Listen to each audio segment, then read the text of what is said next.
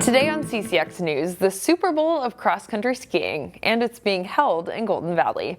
For the first time in more than 20 years, the cross-country World Cup is being held in the United States. It just so happens it's in our backyard, featuring the top Nordic skiers in the world. Delane Cleveland has more on this weekend's big event. All right, thank you all for coming here today. The stage is set for one of the biggest events in the sport of cross-country skiing. Oh, this is incredible. Featuring the top Nordic skiers in the world. It's a group that includes Olympic medalist and Minnesota native Jessie Diggins. The last time I raced here in the entire state of Minnesota, I was 19 years old. It's been a long time, and this is something that I've wanted to do forever. Diggins was joined by other members of Team USA as they answered questions about expectations for the weekend's races and the course itself. This one is definitely doesn't have the longest or steepest hills of the courses that we often ski in Europe, but that also means that there's no rest. So it makes it very challenging in a different way. There's also lots of twists and turns. The men and women will compete in a sprint on Saturday and a 10K on Sunday. The Lopet Foundation worked tirelessly to prepare the course during one of the least snowiest winters in Minnesota history. But earlier this week, Mother Nature provided a gift in the form of half a foot of snow. We're so happy that we got the snow. We're so lucky. We're so grateful. And we're so grateful to all the people at the Lopet because they were ready to make this race happen with or without that little miracle snowstorm. It's an event that will draw 30,000 fans and showcase the beauty of Theodore Wirth Park and the Twin Cities. Considering that the last World Cup race was held in the U.S. in 2001, the athletes are expecting a raucous crowd. Get ready, brace yourself, because I think it's going to be a heck of a time, and I just can't wait to be just numb in my ears from all the screaming out on course. In Golden Valley, Delane Cleveland, CCX News. Teachers in the Anoka-Hennepin School District approved a new contract this week. The vote follows months of negotiations between the district and the teachers union. According to the union, the agreement will increase pay by 5% in the first year and bump up starting salaries to $50,000. The district will also up health insurance contributions by 5% in year one of the two-year deal. The school board will now vote on the agreement. That's expected to happen February 26th. A Plymouth City Council member resigned this week, citing recent health challenges.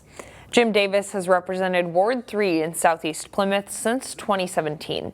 His term was set to expire at the end of the year. The Plymouth City Council is expected to approve a resolution declaring a council seat vacancy at its Tuesday meeting. It would then set up a process to fill the open position until the election this fall. Robbinsdale School District students received a Black History lesson this week, served on their lunch trays. Robbinsdale School's kitchen staff served lunch with a slice of sweet potato pie on Friday. They baked the pies using a recipe from Golden Valley resident Rose McGee. She's the founder of an organization called Sweet Potato Comfort Pie. She says serving a dessert with long-standing ties to Black culture to a new audience can help expand their horizons.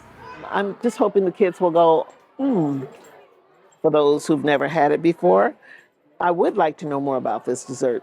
And for those who have had it, I know some of them will go, well, it don't taste like my grandmama's. And that's okay, too. Students at Sandburg Middle School were also visited by Golden Valley Mayor Rosalind Harmon. She's the city's first Black mayor and McGee's daughter. A new art exhibit in Robbinsdale dives into a heavy topic, the world of addiction. Photojournalist Dustin Scholl takes us to the Robin Gallery for a sneak peek.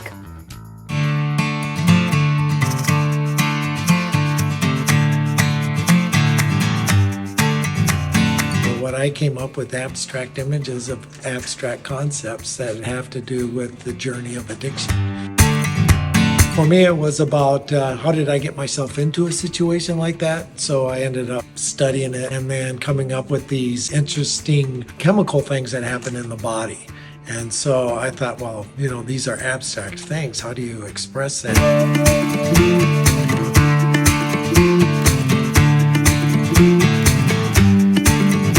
So I just started creating a bunch of masks And by the time they started getting closer to being done, then they pretty much they were talking to me about the research that I was doing. It was interesting that as I put these together, that these words then started popping out of themselves, telling me that, oh, I'm bliss, or I'm addiction, or I'm coxcomb. So that's kind of how it went about.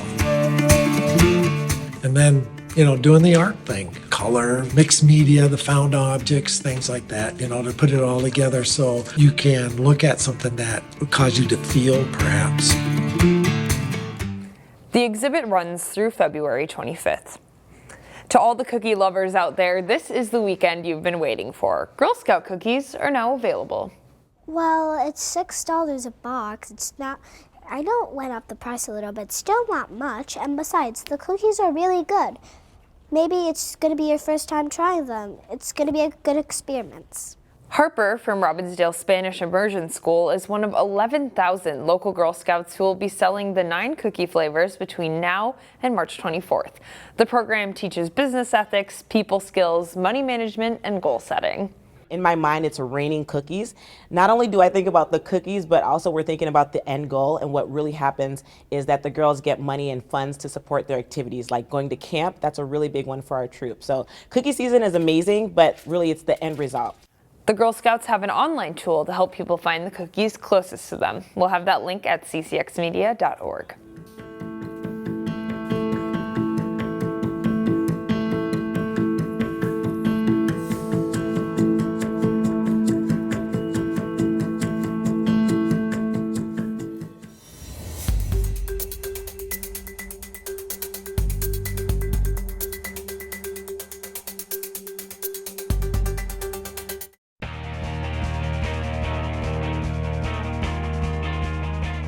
The Hopkins boys basketball team handed Wayzata its only loss of the season last month. The Royals were looking for a regular season sweep of the Trojans Thursday night. It's the #1 Trojans against the 4th-ranked Royals before a big crowd at Wayzata. First half, the pass goes to the corner and Wyatt Macbeth hits a three-pointer. 12 first-half points off the bench for Macbeth. Wayzata leads 20-10. Christian Wiggins drives, misses at the rim, but Drew Nepstead is there for an offensive rebound and putback. Trojans are up by 19 at 36-17. Back comes Hopkins. J.J. Semenko twists his way to the basket and scores. Big game for the juniors. He nets 24 points to lead the Royals. Final seconds of the first half. Trey Moore from the corner knocks down a three, and that pulls Hopkins back to within 7 at the break, 44-37. Second half, Wayzata's Jackson McAndrew drills a three-pointer from the wing.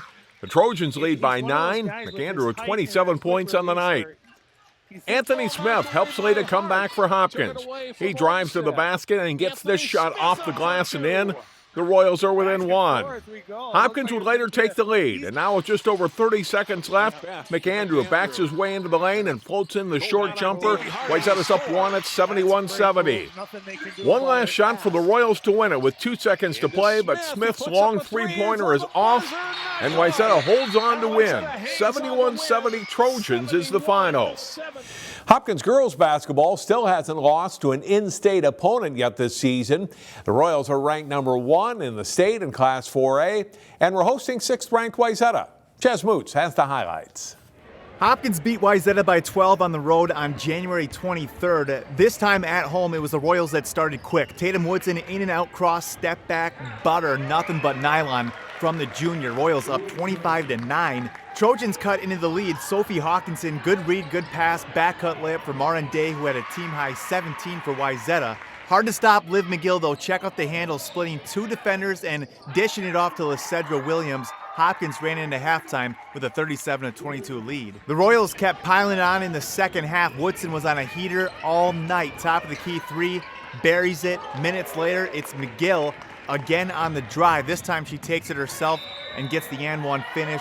Royals rolling. Hawkinson got to double figures on this deep triple from the wing, but the 1-2 backcourt punch from McGill and Woodson was almost unstoppable. McGill had 29, Woodson with 21. Hopkins moves on to 22-2 on the year with an 89-62 win over Wayzata. In Minnetonka, Chaz Moots, CCX Sports. Spots in the state gymnastics meet were up for grabs Thursday for several local teams in Section 5AA. Jay Wilcox has more. Buffalo High School, the site for the Section 5AA gymnastics meet. Champlain Park, Park Center, Maple Grove, and Osseo Fridley, the local teams on hand. This is Lily Foal of Maple Grove on the balance beam. She scores an 8.6 to place 9th. Foal is 10th in the all-around. The top all-arounder from the CCX viewing area is Danny Hahn of Maple Grove in 7th. She's 14th on the vault. Right behind Hahn in the all-around is Brianna Benjamin of Park Center in 8th place. She's 11th on the floor exercise with an 8.4 and just misses state in a couple of events. Ella Hagelin of Osseo Fridley places 10th on the balance beam with an 8.55. She also falls short of qualifying for state. St. Michael Albertville scores a 145.475 to easily win the team title, with Rogers coming in 2nd, Maple Grove 4th, and Osseo Fridley 5th. Jay Wilcox, CCX Sports. CCX Media, your source for great local programming, is available on Amazon Fire TV, Apple TV, and Roku. Our free app allows you to stream all 3 of our channels live. You also have access to a large on-demand library, including full sporting events and daily newscasts. To find us, go to the store, search CCX, and download our free app. Then sit back and enjoy all of your favorite local content. The CCX Media app, available on Amazon Fire TV, Apple TV, and Roku.